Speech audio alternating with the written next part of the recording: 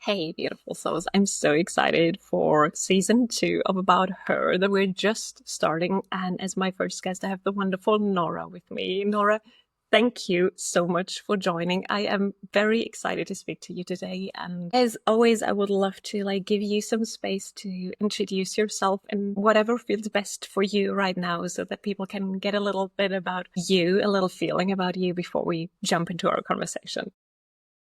Thank you so much, Anna. Such a pleasure and joy to be here. And I'm really looking forward to diving into the conversation with you today. So to introduce myself, it's interesting. It's always a little bit the question, right? Do you tell a story of where you came from and how it all came about, or do you focus succinctly on where you are today? So I think if I would just say where I'm at today and what I do now, how I define myself is as a systems change advocate. And then, of course, the immediate follow-up question of many people is, what is systems change? What does that mean? What does that entail? So maybe that's something we'll have an opportunity to dive into it further in the conversation. And I'm also a social entrepreneur and an artist. And I speak very openly about mental health, burnout, and the importance of doing what I call the inner work. So some people may call this, personal development work or caring for your own mental health. It can take many forms, but for me, it also includes deconditioning ourselves from some of the narratives and stories that we inherited, whether those are personal limiting beliefs that just stand in our own way of becoming who we're meant to be, or more systemic, large scale ones, right? For example, how we are conditioned if we are gendered female at birth. So what we are taught is to be a good girl and how you're supposed to behave and how you're supposed to show up. That can be one thing, but equally, we are also, steeped in narratives about being separate from nature, for example, for many of us, that it's okay to extract from and destroy nature, and so on and so forth, right? So there are many stories that it kind of falls on us to decondition ourselves from, and also have the privilege to rewrite into more beautiful stories that ring truly true to who we are. So that's what I would say about who I am today. So I work on change. I work for a more just and regenerative future. And I have been since I was about 15, 16 years old. So I've been on a trajectory of trying to find my own way of making the best possible contribution that I can to this future that I just know in my bones is possible. So that's maybe something about me. Ever since I was a child, I just never accepted the status quo without blinking, right? I just always questioned, always thought, oh, but there could be more. And why are we doing this way? And couldn't we do it differently? And just having that curiosity, that kind of instinct to step up and speak out and seek ways in which we can improve and together shape a more inspiring path forward.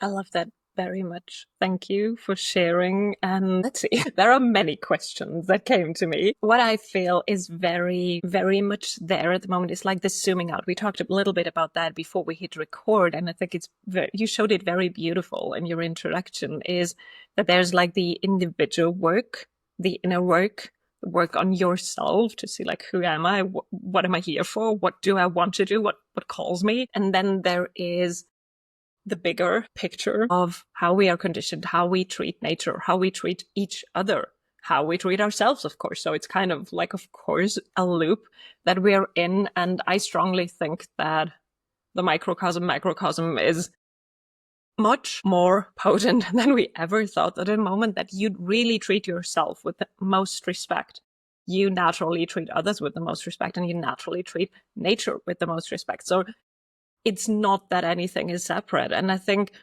what often is missed in classical education or upbringing, it doesn't even have to be like inside an educational context, is the connection of everything and the way we find ourselves through to where we actually are. Like you said, it's some go through a mental health challenge and then kind of figure out what they're about and what they want to do, and some do it in other ways. But I think it's very necessary to go into what you call it, like not accepting what is, but actually always striving for something better without neglecting what is good. And I think that's kind of a balance. I would love to ask you how you navigated that from so early on, this like balance between like, okay, I see there's things going quote unquote wrong in the world. There's things that I don't want to accept, and I can see like where we could go potentially.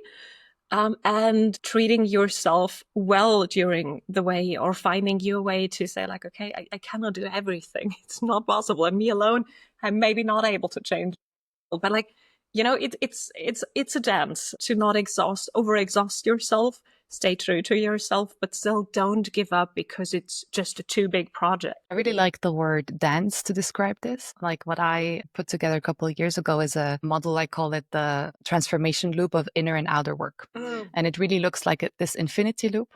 And to me, it just expresses that indeed the inner work always informs and drives and nurtures and kind of, also limits at times the outer work that we are able to do. And then hopefully, as we have done some more outer work, that in turn inspires us, right? And informs us, or maybe challenged us in a certain way that we can go back and do more inner work. So I think in our society, we are often extremely focused on the outer work. We're extremely focused on what have you done? What have you achieved? Certificates and awards and prestige and milestones, right? Whatever that looks like. But we tend to be very, very focused on that.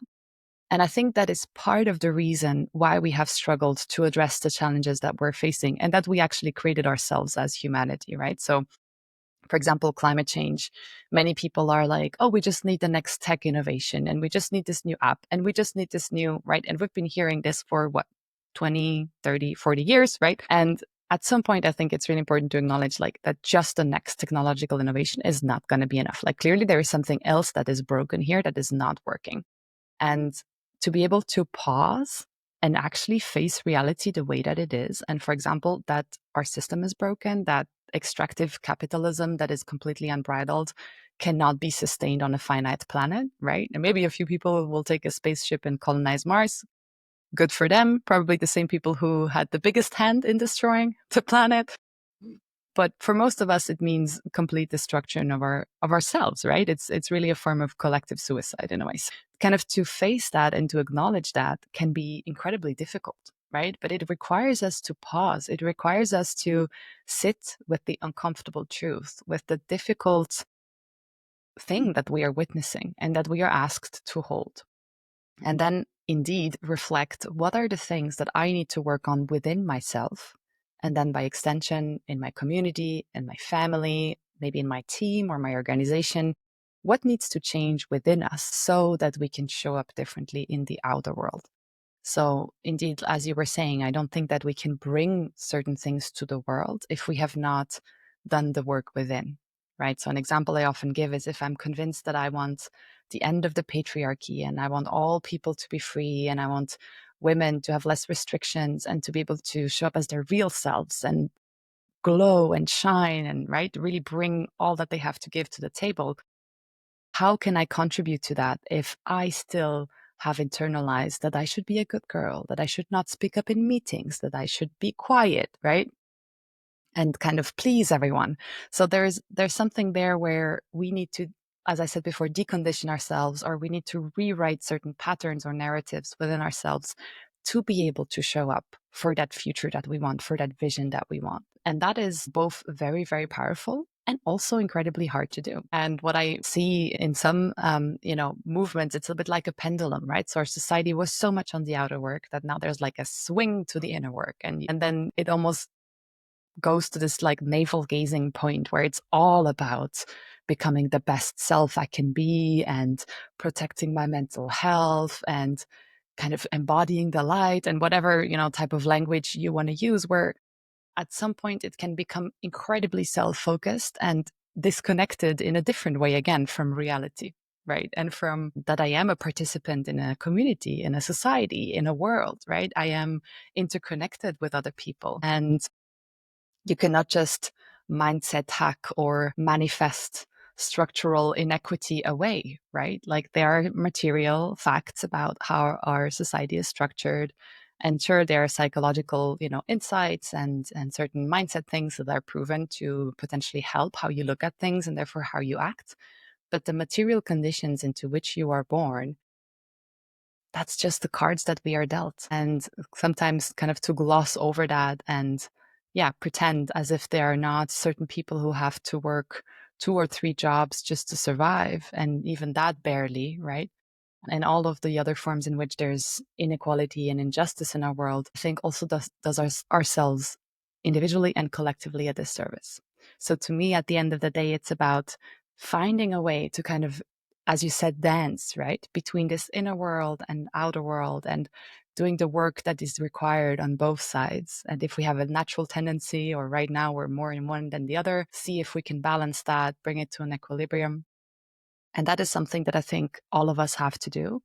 And I definitely had a long journey of being very focused on what I wanted to change in the world, right? What I wanted to bring, what I wanted to create, and indeed neglected my inner work in that context. And specifically for me, it was an energy of self-sacrifice, an energy of overgiving, of putting my own needs last, and eventually burning out, right, because of this.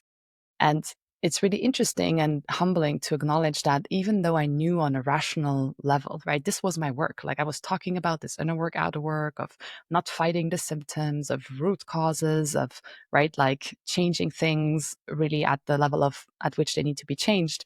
And still I was doing this in my own life, right? So rationally, I knew like self-exploitation and self-sacrifice could not lead to a more just and regenerative future, right? It makes sense. Like if I don't embody regeneration, I cannot really contribute to the best of my ability to a more regenerative future. I knew this rationally, but the pattern of self-sacrifice and of overworking was so deeply ingrained that it took years, and really going through a burnout and chronic depression and many health struggles related to that, to really come to terms with this and be able to face it. And even then, it's not over, right? So maybe also to say that I never want to speak from a place of like, as if I, was enlightened and I had figured it all out. On the contrary, I'm a humble learner.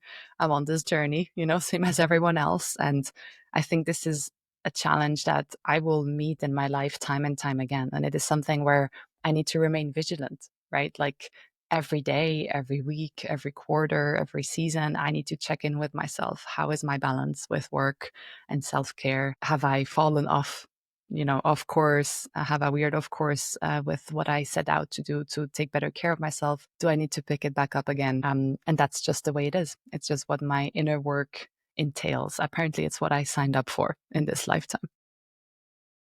Yes, yes. It's a very multi-layered process. I love the pendulum explanation. I use that very often too. And I think to some extent, it is natural for all of us to go through that with whatever theme we're currently working with. But it's often like the total self-sacrifice and then going into the total opposite of like only quote unquote caring for the selves. And even there, I think there are many, many layers. So there are shades of the pendulum, but then there are these layers of like, how do I care for myself, or how do I care for the world? And again, the microcosm, macrocosm thing, that's something that I love observing. And sometimes I need to really breathe through, because it's not making any sense for me whatsoever to say like, I'm just doing the bubble bath and then I care for myself, or I'm just taking the electrical car and then like everything's fine. So there are so many more layers to all of these things, inner work, outer work, that we can look at. And what I really feel is that often it is so overwhelming. And most of us have been conditioned in a way to say like, that's the one truth. Find your one truth. Maybe by now we all kind of have gotten the idea of there are multiple truths for multiple people, but it's still like, I need to believe that, but this means I cannot believe that. What helped me a lot is when I've discovered ancient wisdom to say like, I can hold both. And it's actually my job to hold both. So I need to maybe figure out how to actually fits best into my world, but I actually can care for myself, do the inner work, and do the outer work at the same time. It doesn't have to be the either or that we might have experienced in our earlier teens, 20s, however long. But there is kind of the sweet spot in the middle where I can take time for myself, but then I'm able to pour from not an empty cup, but like from fullness, from abundance. And therefore I can give more to the world, and I have maybe more energy to actually think about like, what action would be the more sustainable or the more healthy for the community, for the planet. So there is definitely a balance, a dance that we can talk about. And I feel it's necessary that we explore both sides a bit to then come to the sweet spot. And as you said, it's not like, oh, I found it and then I'm staying there forever. I would have loved to have that. But it looks like no, it's a constant. It's a constant unlearning on a different level. And I think what I would love to like go a bit deeper about is the people pleasing and this like over sacrificing for whatever. Might be like environmental issues, might be the job that you're in, whatever field, might be your family. It actually doesn't matter, I think, but this like conditioning of, especially as females, we have to overgive before we actually can take time for ourselves. We have to always be there for someone else. I definitely raised my hand on that a lot, and it led me to burnout. Together with, I always was like very active, trying to protect the environment, and to an extent that was not healthy. And that led to burnout. And it was so hard, still is, to like find my way back into, I can care for myself and I don't have to feel bad. Even if that means at some point I might disappoint someone, I'm not a bad person for doing that. And even if that means that at one point I need to do an action that I know isn't 100% in integrity with how I think we as humans should treat the earth, for example, a flight, then I can consider doing it still and I'm not a bad person. Which on the other hand doesn't mean that I need to fly every day from there on. So like, where's the balance again? So that we're not spiraling from trying to save something or over sacrifice into the burnout. I think it's actually quite a delicate web that we're navigating, we're trying to navigate. And the more aware we are, and I think that is something that we experience collectively at the moment very much, is like this awakening phase. So becoming aware of everything that happens, and maybe even our contribution to that might be in a thought process contributing to the morphogenetic field of it or the actual action, but there's always a contribution that you give. And like, what is it? Can I live with that I've done something that now I wouldn't do again? Like, how do I mentally navigate it and not beat myself up, but still show up and say like, okay, well, maybe didn't do that perfectly. Inner work, outer work doesn't matter. But now I'm taking a next try, like really finding the motivation to then start again and say like, okay, from here on, I'm not beating up about the past, but from here on, let's try a different, maybe more balanced state. And that is something I would love to have a handbook on, because it is universal for every soul I've met. We had kind of this conversation. And so I know that you do a lot of like art work to balance out, and I would love to hear how you have navigated this and what you found for yourself is working well to kind of bring you back to this like, I am home, I am balanced state whenever there is a struggle. I definitely think that perfectionism serves no one in this space, right? That when we try to be the perfect person, the perfect even environmentalist, that is such a dead end in a way. And the big risk that I see is that if we approach trying to do better, right? Trying to be on a journey and to learn more about issues and inequalities, or what harms the environment and what doesn't, and we try to adjust our habits slowly, that if there's this energy of like you have to be perfect at it, many people will never even start, right? And I see this in like sometimes when I notice like people that I admire or friends of mine who are really pioneers in something, they really are doing a great job. For example, a friend of mine, Amelie, she's co-creating a community that is living really in a way as sustainably as possible. They had a tiny house, one of the first ones in Switzerland, and now they're building this community. And when they got media coverage, you always had people in the comments saying things like, "Oh, but you have a dog. Like the dog eats meat, right?" So like just coming in and trying to point out you are failing at being perfect. And I would just always look at this and say, what if we spent that energy of criticizing other people for what they're doing or not doing, and instead focused on what can I do, right? Like, Mister in the comments, what are you doing? Like, what gives you from the sidelines the audacity and the authority to go and criticize someone who's really, really trying? And that is this Brené Brown thing, right? Of like, don't take feedback of people who are not in the arena.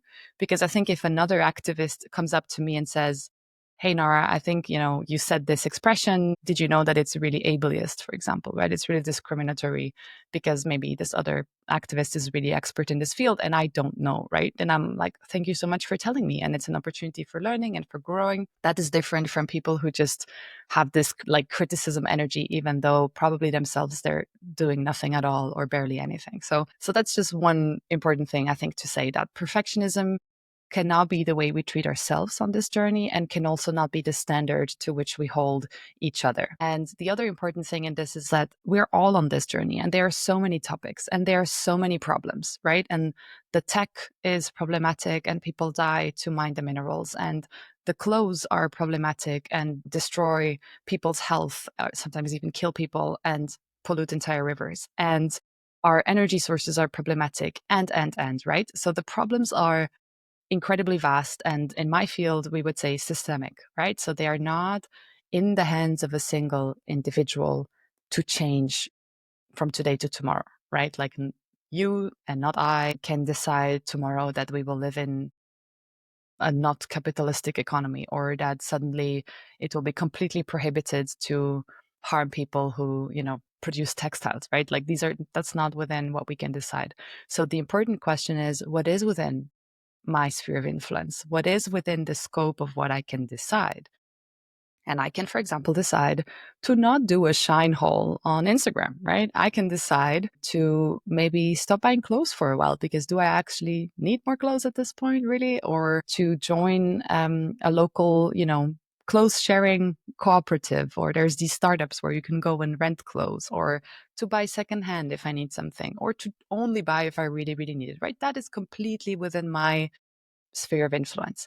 And so there is something in this field where we talk about systems change, and it's really, really important to acknowledge that some people hold more power in the systems and therefore also more responsibility, right? Like it is specific people that we can name from Pepsi and Coca-Cola who came up with this idea of plastic and then invented recycling as a way to make us all feel better about just throwing stuff away all the time. Whereas before it was circular and it was glass based, right? And they did it entirely for their own bottom line. And we can name those people and we can hold them accountable, and we should, right? And that does not mean that I need to now buy, a water in a plastic bottle every single day. So both are true, right? So this is also goes to what you were saying. Like, so often it looks like it's an either or.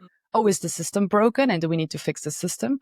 Or do we need to encourage individuals and also encourage ourselves to do what we can where we're at? And it's both, right? Some people will go and work on systems change. That's who I support with Paraima, and that's amazing. And I cheer you on if that's you. But many people will not. And it is still, especially as privileged people who have disposable income, and the free time to think about all of those things, it is still within our prerogative and our freedom of action to make certain decisions. And for example, to carry a reusable bottle and just say no, thank you when someone offers me single use plastic. I can do that. And maybe I need to do an exception once I'm on a hike and there's no fountain, whatever, right? There's contexts where you can, of course, right? You need to adjust, and I can still try to do my best. And again, without this energy of perfectionism. And so that's really how I look at it. I look at it as a both and as an approach where each of us can look, what is it that I can do in my context? And some things will come easier to some people than others. For example, I never liked eating meat, let alone seafood. Like even as a child, like you could, if you would show me a fish that still looked like a fish, like I would never ever touch it. And so when I became a vegetarian around 16 years old, to the dismay of my entire family, that was super easy to me, like it took a bit of a transition time, but I never really missed it. Whereas for other people, it's like such a big part of the culture, what they really like. They may be connected to belonging and family, right? And there's so much more to it that makes giving up, for example, red meat, let's say, as the main culprit of emissions, very, very hard. And on the other hand, I had very low self-esteem, and I had really, drank all the Kool-Aid of self-worth, and especially as women, and that, never good enough. And you always have to change more about yourself and shave more and do this more and buy this new dress. And maybe then you will be worthy, then you will be beautiful. And so for me, detoxing from retail shopping, luckily this was before online shopping was really a thing, but that was really hard. And for a while I had to walk through cities kind of like, like hiding, like really not really looking at all the shops, at the storefronts, because it would really drag me into this like, wow. So all that to say, like, we all have a different journey to walk, a different path to walk. And it's okay that we have to make trade-offs because we are in these broken systems. So, okay, we have a computer, right, that we know was not made in ethical ways because we are here to bring certain messages to the world, right? It's not that I just bought this computer for, I don't know, my personal entertainment, right? It's a tool to contribute. So it's a trade-off I'm willing to make. And in a similar way, right? Okay, should I take this flight? It will allow me to go to a UN conference, whatever, to a gathering of like-minded people that will really support me in keeping my contribution or increasing my contribution, right? Like trade-offs can be found in different places and they will look different for everyone. So there again, a bit less judgment, a little bit more empathy, that we are all trying to navigate really broken systems and we don't all have the same means, possibilities, even levels of information. So it will look different and that's okay. And we can also help each other out, right? Like we sometimes again forget that we're a village, we're a movement. And we don't all need to have all the answers on everything. And it's okay that someone focuses a lot more on women's rights and I can learn from that person, and someone else focuses much more on climate change and mobility and I can learn from that person, and I focus more on something else and I can share that, right? And in this way, we can kind of inspire each other.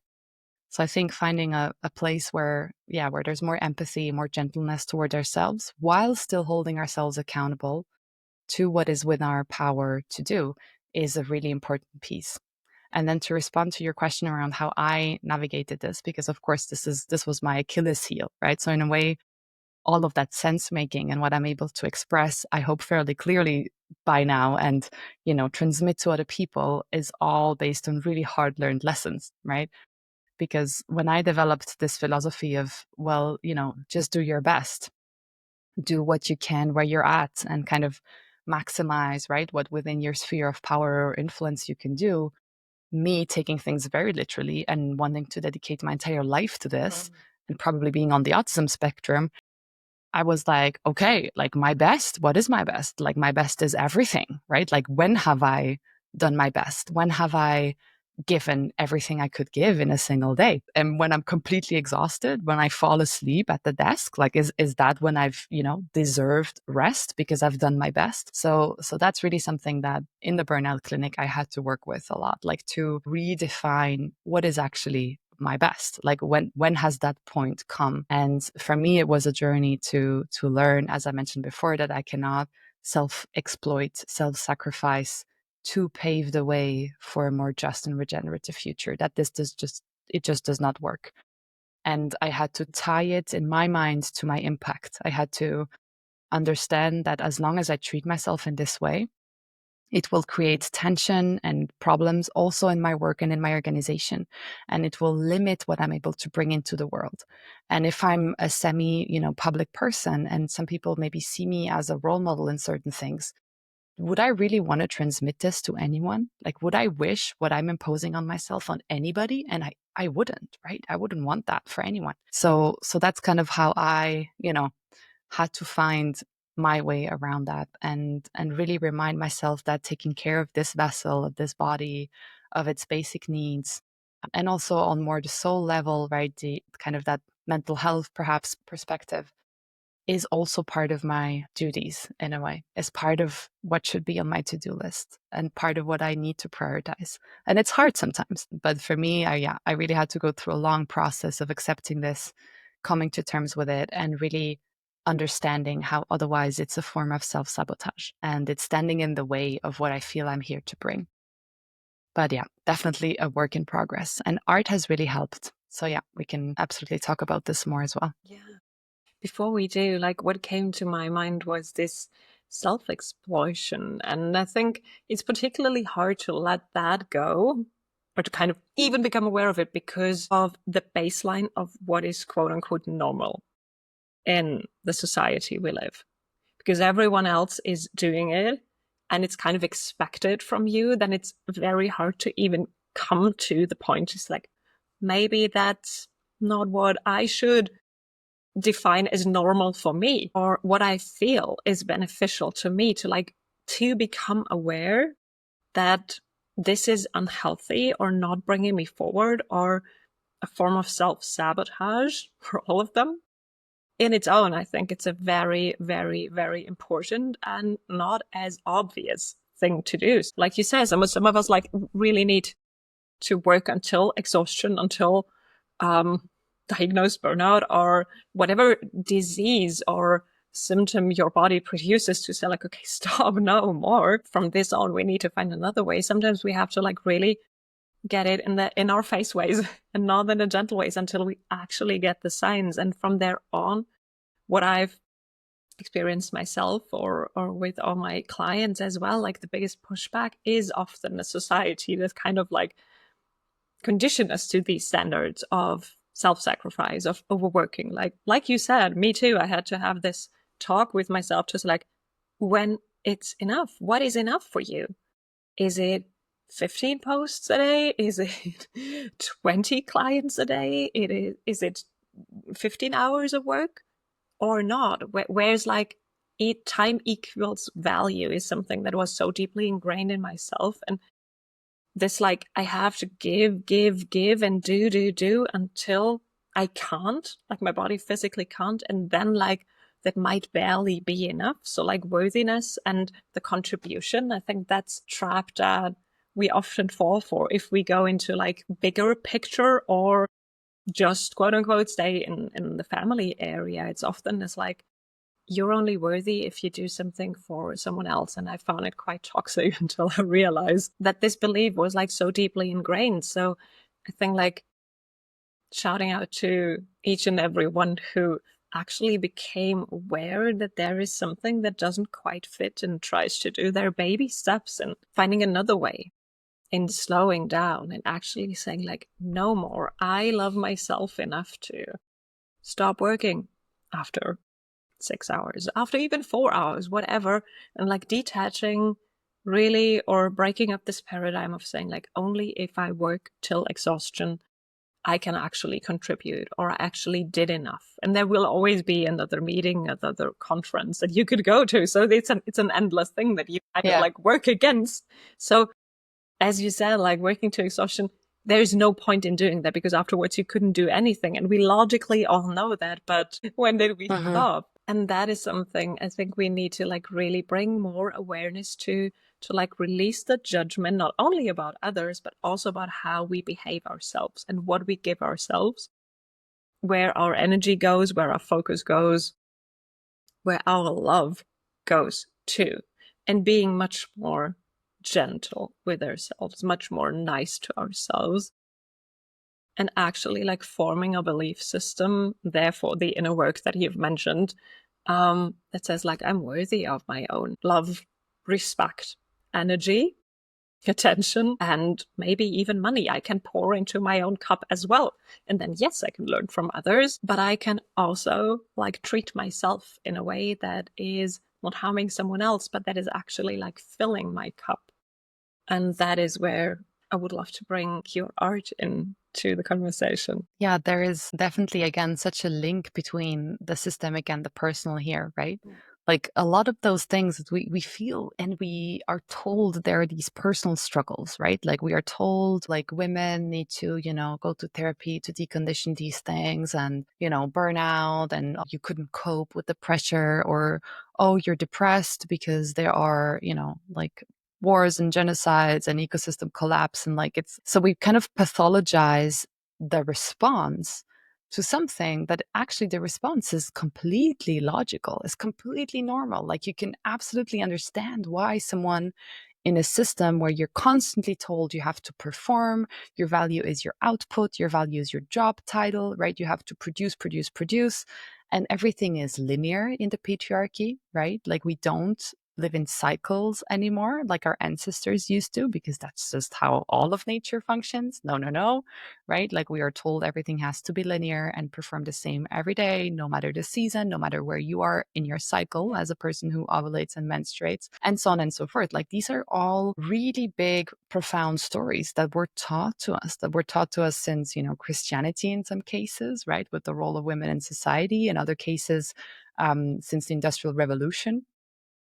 And there is, to me, again, it's so interesting that we are all of us who kind of become aware of this, like, oh wait, this actually doesn't work for me anymore, right? Like I have to learn to love myself. I have to learn to take care of myself.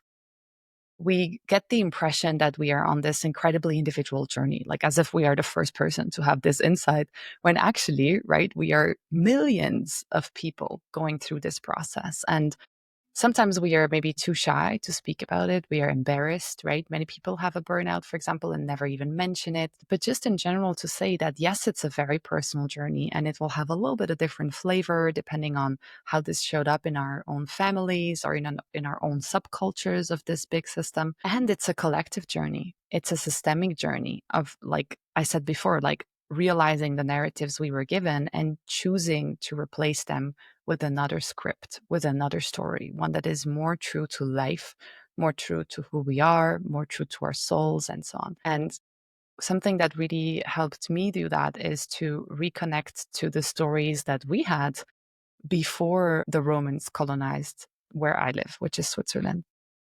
And this part of kind of Central Europe, bits and pieces of France, but also Austria, southern Germany, is where the Celtic civilization is believed to have origined from, right? Is believed to have come from. And then, of course, today we associated it a lot with Ireland and Wales. And then further north you go, the harder for the Romans to reach. And even if you're an island, even harder to colonize and really eradicate the culture, right? So we were thoroughly colonized in Switzerland, and we have pretty much nothing left in mainstream culture of the Celtic wisdom and the Celtic way of looking at life. But luckily, it was preserved in other places. And so, instead of turning my gaze to the many other beautiful indigenous cultures that exist across the globe, I spent quite some years looking at, well, what is the indigenous culture here? Right? Like my ancestry, where does it lie? What is the lineage? What is the wisdom that I can build on? And for example, the Celts had a Celtic wheel, which speaks to the cyclical nature of life, like many, if not all, indigenous cultures out there, right? Because by definition, if they were a thriving indigenous culture, they were in touch with nature. They had to be, right? Because to not be aware of the cycles of nature meant death, meant not making it, right? And that was before this paradigm of man is here to dominate the rest of the creation, right? Man was made first. And like all of these stories that came later, before we saw ourselves as part of the ecosystems, as part of nature, and as living in these cycles. The solstices, the equinoxes, like all of these are points in the year that many, many civilizations across the globe marked and celebrated. And each season has a different quality and has a different purpose, right? Like you may work a lot to harvest in fall, right? And then you celebrate because the hard work in a way is done, and there's going to be nothing to harvest in December and January when the snow comes and, right, like the plants lose their leaves and so on. It's going to be more a time of introspection and rest and reflection and, living off of what you had produced the rest of the year. And then spring comes around and we plant new seeds and we take care of them and so on. And I've begun to not just try to live like this on a yearly basis as a cycle, but also see this in my own cycles. Like I see it in my, in the cycle that I go through if I menstruate and I let things go. And it's a time of more rest, right? And maybe pain in my case, maybe for others too, probably for others too, statistically, doing less and being more introspective and letting things go. It's like the internal winter in a way, right? And then from there, suddenly there's a burst of energy and new seeds are planted and I do things and then I take care of them and they grow and I celebrate. And then at some point it's time to let go again and reflect. And in a similar way, I've done this for years with the cycle of the moon, right? Always with the new moon intentions and the full moon reflections. So I think what really helps me is to remember that we are not alone in questioning these narratives, these pressures, right? And there are societal answers. For example, if we would accept that at some point the economy is going to collapse anyway, maybe sooner rather than later, so we do need to degrow, and it's going to happen either by design or by accident. And if you read some of the degrowth literature, it's actually very beautiful. It's like, well, if we all just worked 4 hours a day, there would still be plenty. There would still be more than enough, right? And we would still be able to meet all of our basic needs, and we would consume less. Okay, we would have a little bit less money to spend, but we wouldn't need to spend money on things we don't actually want or require, because we are maybe happier, right? We are more balanced. We have more time in nature, more time with our families and loved ones and communities. And that is the true marker of a happy life, right? Or maybe I decide to work 10 hours a day in summer because I'm so energized. And then in winter, I take a complete break, right? So just this allowance of retuning in with what's actually humane, what is actually true to our species, even just on a biological level of how much sleep we need in different seasons, right?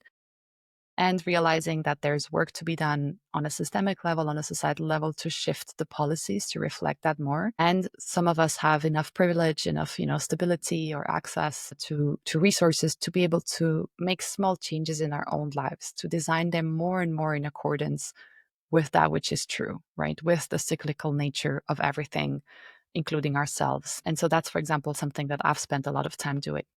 And I try to honor my own cycles. For example, I am really pretty useless before 10 a.m. That's just how it is. Like I'm just not a morning person. I'm more have a burst of energy in the evening. And I am more, productive at other times of the day. I also have a chronic tiredness that makes it hard to really, be the kind of person at 5 a.m. that would do sports and everything. So just to honor that. And so that's maybe also an invitation that even if societally it's frowned upon, or your friends or people around you might consider it a bit weird, like what are ways in which you can, craft little pockets of freedom or make little adjustments step by step in your own life so that it becomes more in harmony with who you actually are and what you actually need, what your body needs, what your soul needs. That is very beautiful. And I think it's doing so many things at the same time, because it's like tuning in into the body as well as a slowing down and coming back to the rhythms of nature. And yes, there are still things to choose from. It's not to say that we need to then only focus on full moon and new moon and work through. No, it doesn't have to be like a strong concept. I think the awareness of the cyclical nature, and also this, like what you said about Petrarca and the linear thinking, I think that is something that is really, really easy to understand that way, and to just become more aware in every day, like where are we actually tuning in? Where are we actually leaning into the way nature does things and learn from nature as it's supposed to be, in my opinion? And where aren't we? But then again, not judge, but just maybe see, can I tweak a little?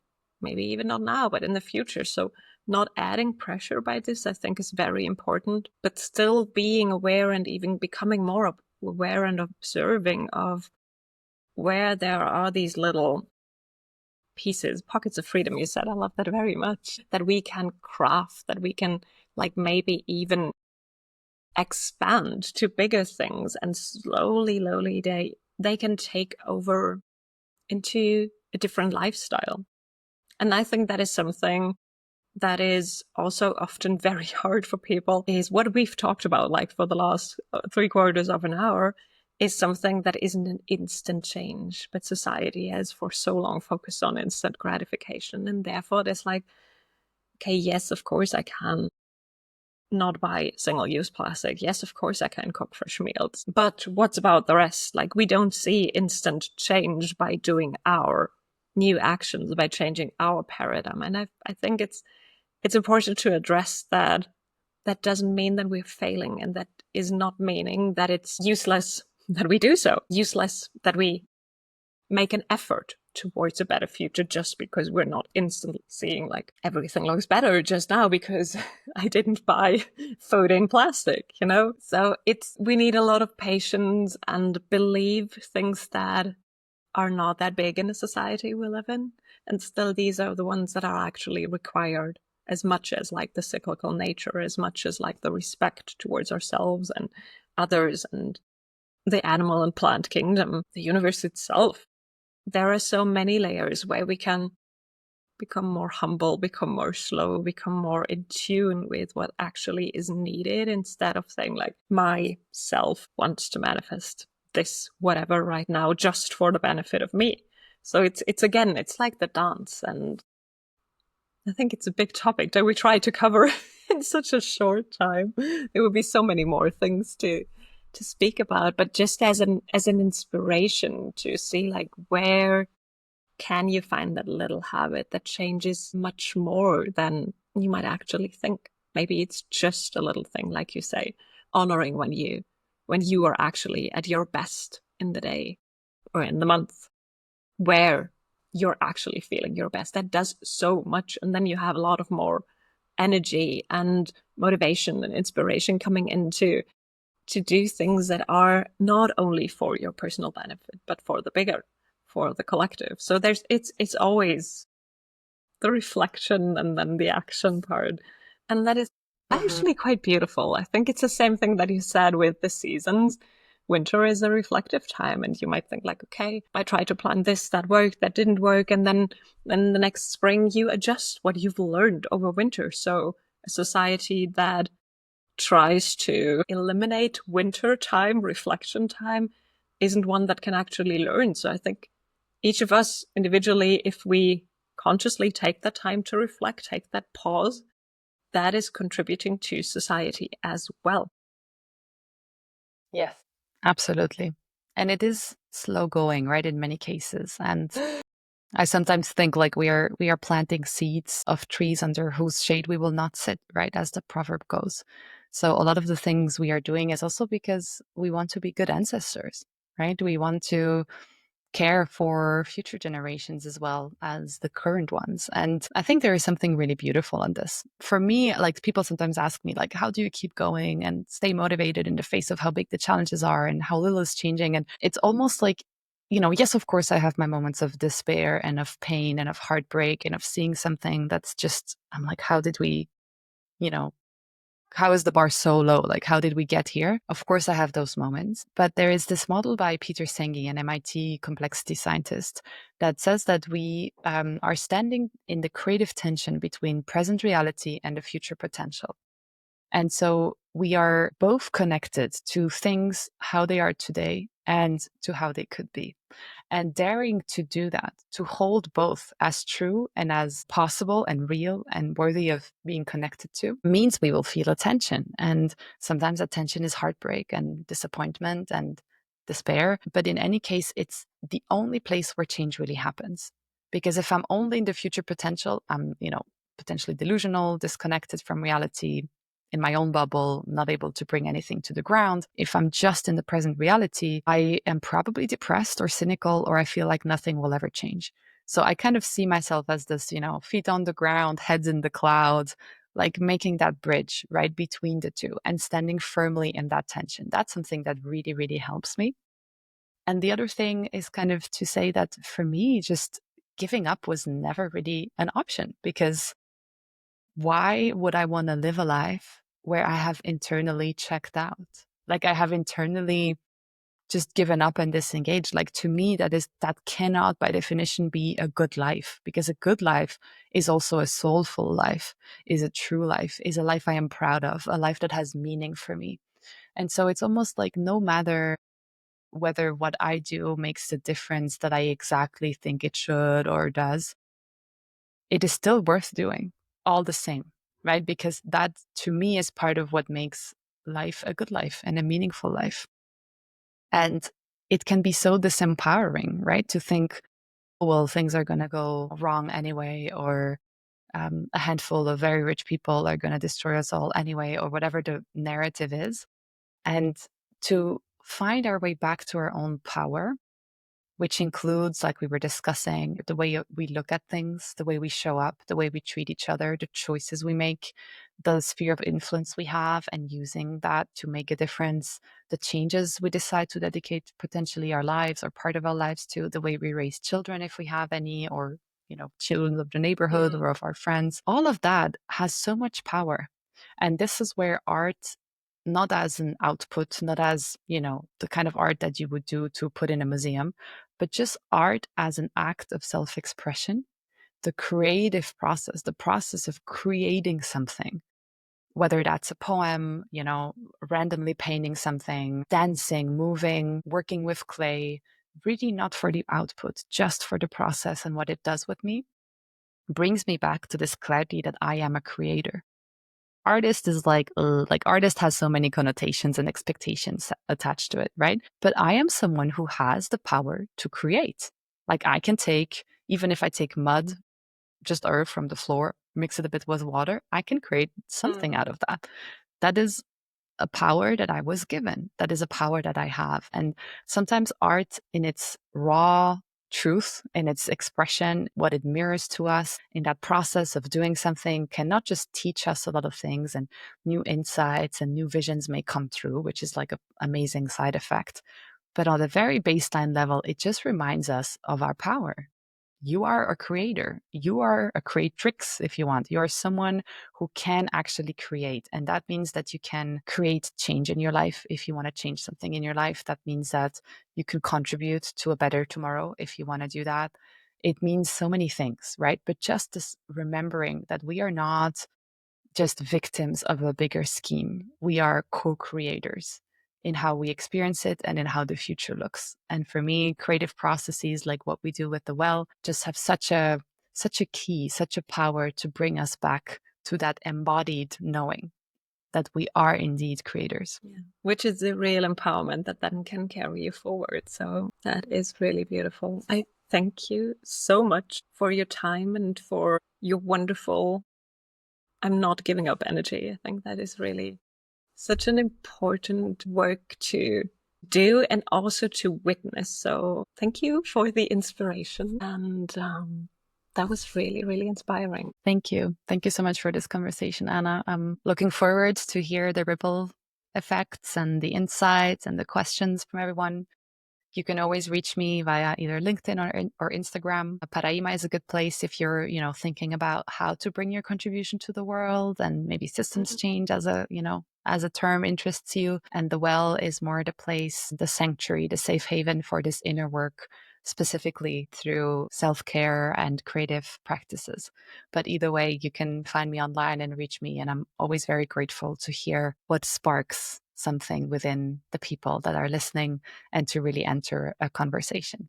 So thanks again, Anna, for having me on your podcast. So much. I will link everything below. So all the links to reach you, to explore more of your work will be in the caption, so that all of you who are listening can check that out and then get in contact and get more inspiration. And that's it for now. Thank you so much.